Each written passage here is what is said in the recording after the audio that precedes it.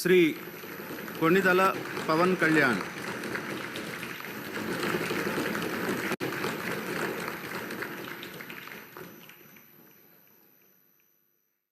కొణిదెల పవన్ కళ్యాణ్ అనే నేను శాసనసభ సభ్యుడిగా ఎన్నికైనందున శాసనం ద్వారా నిర్మితమైన భారత రాజ్యాంగం పట్ల నిజమైన విశ్వాసం, విధేయత చూపుతానని, భారతదేశ సార్వభౌమాధికారాన్ని, సమగ్రతను కాపాడుతానని, నేను స్వీకరించబోయే కర్తవ్యాన్ని శ్రద్ధాశక్తులతో నిర్వహిస్తానని దైవ సాక్షిగా ప్రమాణం చేస్తాను.